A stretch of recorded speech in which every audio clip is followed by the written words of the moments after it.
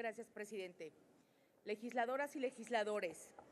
expongo a este Pleno el dictamen a la minuta con proyecto de decreto enviada por el Senado de la República a esta Cámara de Diputados, que reforma los artículos 2, 4, 35, 41, 52, 53, 56, 94 y 115 de la Constitución Política de los Estados Unidos Mexicanos en materia de igualdad y paridad de género. Hoy nos tiene reunidos en este segundo periodo extraordinario de sesiones un tema fundamental para la vida democrática de nuestras instituciones políticas de México, para el Estado mexicano y en su conjunto y particularmente para quienes representamos a más del 50% de la población mexicana. El tema es justamente el de igualdad y la paridad de género. Es un día histórico porque se consolida un avance constitucional más que fortalece los derechos políticos de las mujeres, tanto de su participación en los puestos de representación política como en el ejercicio público de los poderes ejecutivo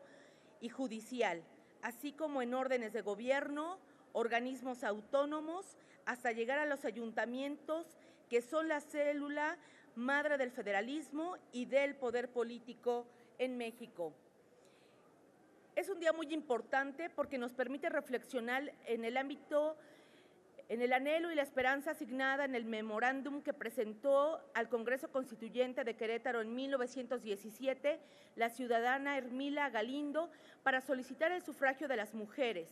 lo cual fue rechazado por la clase política, que por muy revolucionaria que haya sido, no fue lo suficiente para aceptar esa legítima demanda. No obstante, en un abierto desafío a las instituciones electorales, Ermila Galindo se postuló como candidata a diputada por el 5º Distrito Electoral en la Ciudad de México en 1918, con lo que se convirtió en la primera mujer que contendió y ganó un cargo de representación popular que no fue reconocido por el Colegio Electoral.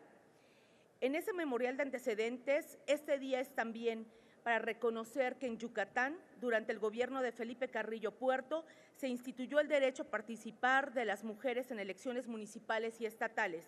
Así, en 1923, 3 mujeres se convirtieron en las primeras diputadas electas al Congreso Estatal: Elvia Carrillo Puerto, Raquel Dicip y Beatriz Peniche de Ponce. También es digno reconocer los avances de San Luis Potosí, donde se aprobó una ley que permitió a las mujeres aprender a leer y escribir, así como participar en los procesos electorales municipales de 1924 y en los estatales de 1925. De igual manera, es importante subrayar que en ese mismo año, en Chiapas, se reconoció a las mujeres el derecho de participar en las elecciones estatales y municipales. En ese devenir imparable de la historia, el presidente Lázaro Cárdenas del Río propuso una iniciativa de reforma al artículo 34 constitucional para que se instituyera la igualdad jurídica de la mujer y se posibilitara su participación política. No obstante, la iniciativa no avanzó en el Congreso de la Unión. Fue hasta 1953 que se reformó dicho artículo para reconocer la ciudadanía plena de las mujeres y el derecho a ejercer el voto. A pesar de ello, tuvieron que pasar cerca de 15 años para que se pudiera ejercer estos derechos, aunado a la modificación del artículo 4 constitucional, que en 1974 consagró la igualdad jurídica de hombres y mujeres.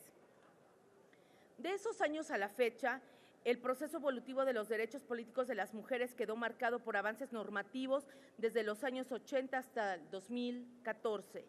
lo que incentivó la participación de la mujer en la vida pública del Estado mexicano y el progreso de los criterios de la Suprema Corte de Justicia de la Nación a favor de las mujeres.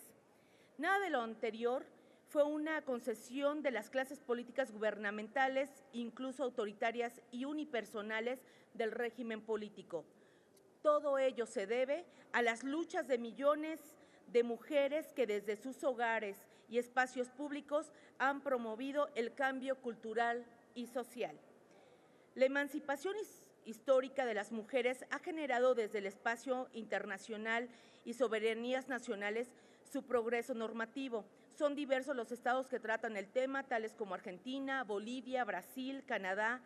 Chile, Colombia, Costa Rica, Cuba, Estados Unidos de Norteamérica, Guatemala, Honduras, Nicaragua, Paraguay, Uruguay, Perú, Alemania, España, Francia e Italia, entre otros. En el constitucionalismo subnacional de México se abre la puerta a la implementación de cuotas de género, acciones afirmativas, programas, instituciones y políticas públicas, así como un andamiaje jurídico con perspectiva a favor de la igualdad, equidad y paridad entre géneros. En este sentido, de aprobarse este dictamen, México se pondría a la vanguardia internacional porque contaría en la normativa nacional con la paridad de género de manera transversal en la Constitución, además de que llevaría la fuerza centrípeta del federalismo y del constitucionalismo local, que ha dado muestras de progresividad para la igualdad de oportunidades y para saldar la deuda histórica que se tiene con las mujeres. Se incrementaría también la calidad democrática y la representación del pueblo de manera igualitaria, con justicia histórica. Se fortalecería la soberanía, se acentuarían en la realidad los sueños y esperanzas de miles de mujeres que han ocupado su vida entera a favor de lucha para impedir que haya ciudadanos de primera y ciudadanas de segunda. Esta reforma histórica no puede ser autoría de nadie, es de todas y de todos, los que han luchado hombro con hombro desde sus hogares, oficinas, calles, escuelas, fábricas, desde el campo, desde migrantes que viven en el extranjero y comunidades indígenas, desde los distintos poderes, órdenes y niveles de Estado, desde cada lugar donde hay una mujer que defiende y hace valer sus derechos. No obstante, es importante subrayar la importancia de dar crédito a las decenas o tal vez cientos de iniciativas que se han presentado en este Congreso de la Unión y en las 32 legislaturas de la República Mexicana, por todas las fuerzas políticas representadas e independientes. Esta reforma es viable porque modifica la fracción séptima del apartado A del artículo 2 con la intención de incluir el principio de paridad de género en las elecciones de representantes ante los ayuntamientos en los municipios y poblaciones indígenas. De igual manera, porque propone modificar el término de varón por el de hombre en el artículo 4 para resaltar la importancia de esta reforma. De este contenido es importante mencionar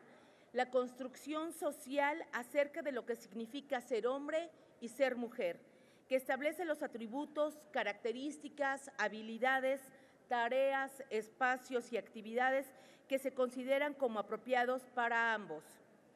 En el artículo 35 se cambia el vocablo ciudadano por el de ciudadanía con la intención de dar a entender que en dicha palabra se encuentran incluidas todas las personas que cuenten con el carácter de ciudadana o ciudadano mexicano. Además de que se especifica que el derecho a ser votada o ser votado será una base al principio de paridad de género. En el artículo 41 se establece la obligatoriedad de la aplicación del principio de paridad de género en puestos específicos dentro del Poder Ejecutivo y sus homólogos en las entidades federativas. Asimismo, se plantea que dicho principio deberá observarse en la conformación de los organismos autónomos y obliga a los partidos políticos a formular la postulación de sus candidaturas, garantizando dicho principio en los distintos cargos de elección popular. En el artículo 94 se instituye que el Pleno de la Suprema Corte de Justicia de la Nación estará conformado por 11 integrantes,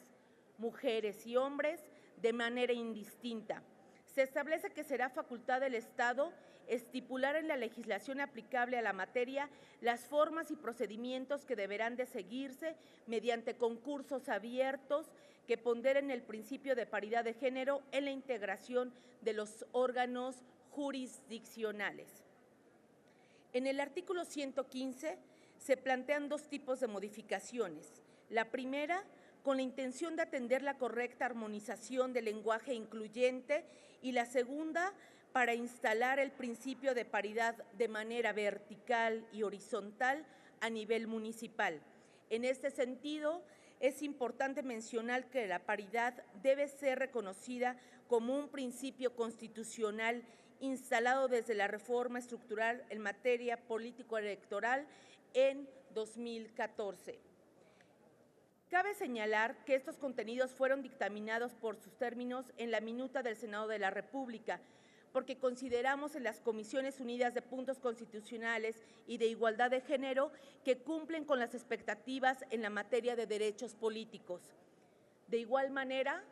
subrayamos que para la elaboración de este dictamen se solicitaron estudios de impacto presupuestal al Centro de Finanzas Públicas de la Cámara de Diputados y a la Secretaría de Hacienda y Crédito Público, los cuales concluyeron y acreditaron que no existe tal impacto, por lo que ello abona a la viabilidad presupuestal de esta histórica modificación constitucional.